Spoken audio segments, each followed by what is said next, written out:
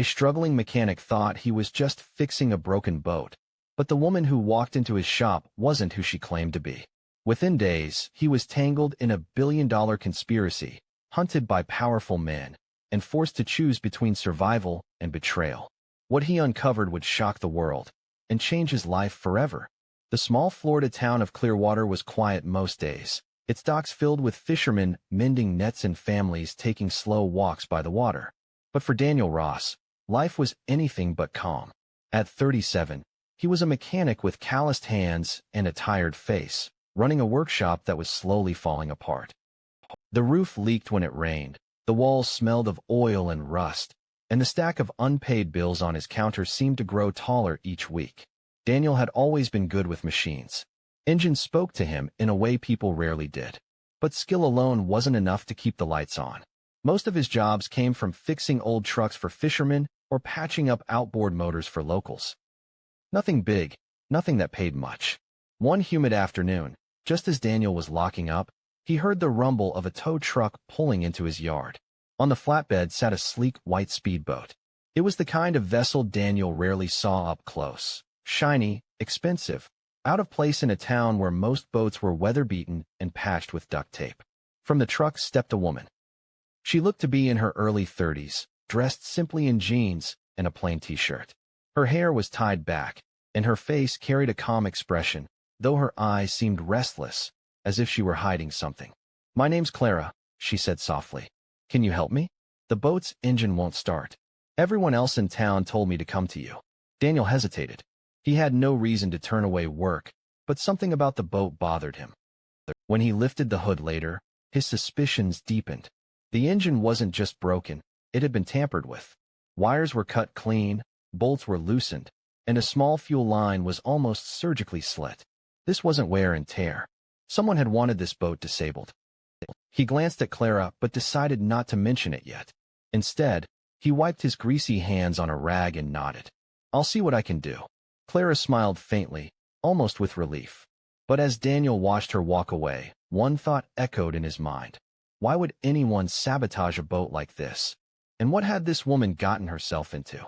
Over the next few days, Clara returned to Daniel's workshop almost every morning. She didn't just drop off the boat and leave like most customers. Instead, she lingered. She brought him coffee in a paper cup, sometimes a sandwich wrapped in foil, and always asked questions about the work. At first, Daniel thought it was just curiosity, but soon he realized she was watching him closely, almost as though she was studying him. Unlike other customers who barked orders or complained about prices, Clara treated him with unusual kindness. One hot afternoon, as Daniel worked under the boat's engine cover, sweat dripping down his forehead, Clara bent down to hand him a wrench. "You live alone?" she asked. Daniel paused. "Yeah, been that way for a while." He didn't usually open up to strangers, but something about Clara's steady gaze loosened his tongue. He told her about his wife who had died 3 years earlier after a long illness, about the debts that had crushed him since, and about how some nights he wondered if keeping the shop open was worth it anymore. Clara didn't interrupt. She simply listened, her expression soft, almost pained, as though she carried her own invisible weight. The more time they spent together, the more Daniel noticed the small oddities. Her jeans and shirt were plain, but her shoes were expensive, the kind people in town couldn't afford. Her phone, though she rarely used it, looked sleek and brand new. And once, when she thought he wasn't looking, she carefully checked the locks on her car twice, scanning the street nervously before stepping inside. Then came the moment that unsettled Daniel most. While replacing a corroded bolt near the engine's base, he discovered a hidden compartment beneath the floorboards of the boat. Inside was a waterproof pouch, neatly sealed, containing folded documents and maps. His heart raced. This wasn't normal. He quickly closed it, pretending he hadn't seen anything, but the thought nagged him for hours.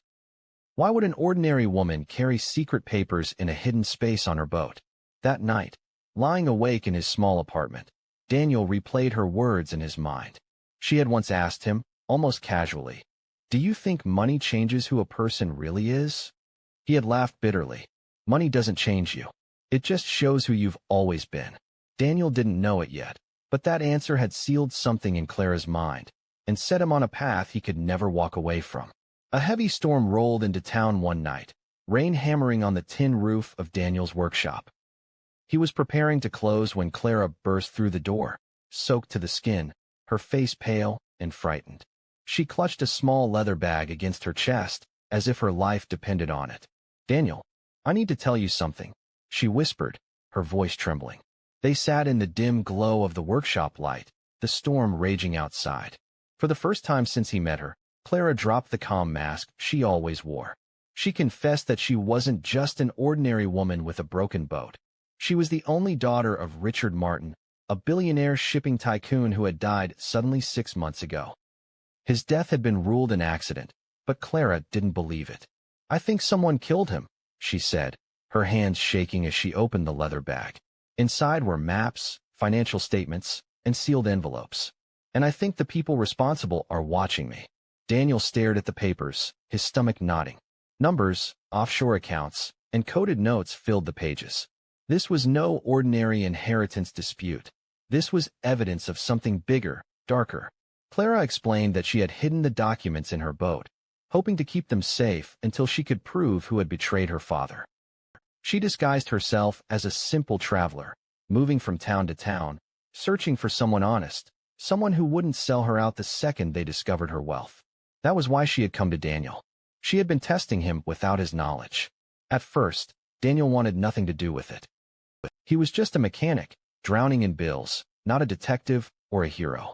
But then he remembered the sabotage he'd found in her engine, the hidden compartment, the way her eyes always darted nervously around. Whoever wanted those papers gone was willing to destroy, and maybe kill, to get them. The next morning, his worst fears came true. Daniel unlocked his shop only to find the place ransacked. Tools smashed, drawers overturned, and the boat's cover torn open. The hidden compartment was empty. Clara's face drained of color when she saw the wreckage. The storm had passed, but a new kind of darkness had settled over them. Someone else knew the secret, and they were already one step ahead. Daniel's first thought after seeing the wrecked shop was to walk away. He had no reason to be caught in someone else's nightmare. But when he looked at Clara, sitting on the broken stool with her head in her hands, something inside him refused to abandon her. She wasn't just another customer anymore. She was someone whose life was unraveling before his eyes. Together, they sifted through the debris, trying to figure out what had been stolen. The pouch with the most sensitive documents was gone, but a few scraps of paper had fallen under the boat. Clara picked one up, her hands trembling. It was a ledger page with coded numbers linking her father's shipping company to shell corporations overseas. She bit her lip, eyes filled with dread. "It's him, my father's business partner. He's the one who wanted these documents destroyed." His name was Victor Hale, a man Clara described as ruthless, charming in public but dangerous behind closed doors. He had everything to gain from her father's death and her silence. That night, Daniel insisted on walking Clara back to her car at the marina. The air smelled of salt and gasoline, the water slapping against the docks. As they approached, Daniel noticed movement, 2 men in dark suits lingering near the pier. Their eyes locked on Clara, and in an instant, they started walking toward her with purpose. "Get in the truck," Daniel barked. Clara didn't hesitate. They jumped in, and Daniel floored the gas.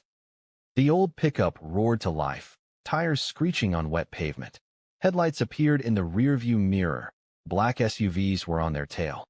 Rain slicked the streets, and Daniel's heart pounded as he swerved through alleys, the truck rattling with every sharp turn. Clara clutched the dashboard, her knuckles white. "They're not going to stop, Daniel. They'll kill me to keep this quiet." "Not if I can help it," he muttered, gripping the wheel tighter.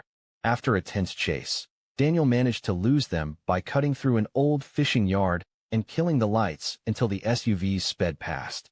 The truck sat hidden behind stacks of shipping crates, both of them breathing hard, soaked in fear and rain. In that moment, Clara finally admitted the truth. "I wasn't just searching for honesty," she whispered. "I was searching for someone who wouldn't run when things got dangerous." Daniel realized then he was no longer just her mechanic.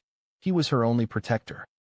The sun rose pale and heavy over the Florida coast, painting the docks in streaks of orange. Daniel hadn't slept.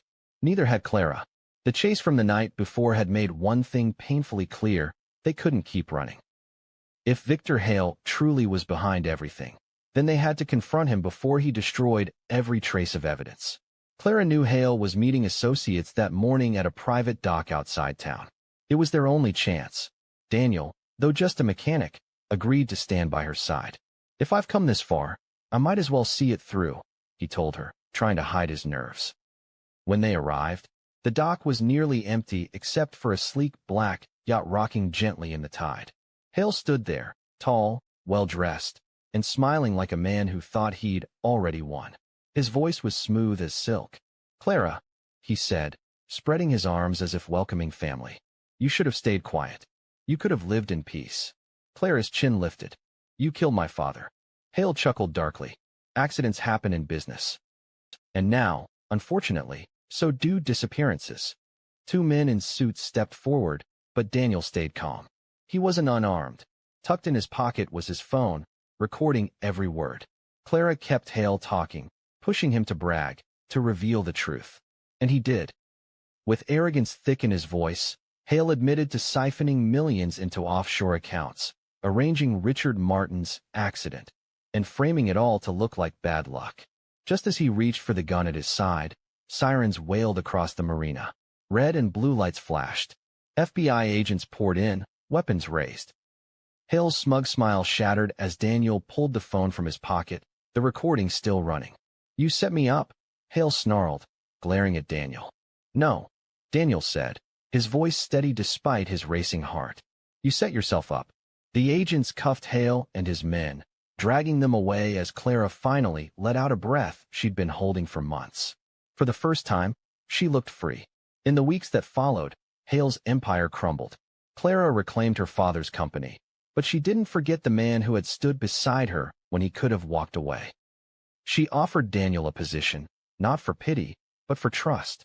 Daniel accepted, not for money, not for glory, but because, for the first time in years, he felt he mattered. And as the documentary closes, one thought lingers. Sometimes the greatest crime isn't greed itself. It's believing that honesty no longer exists.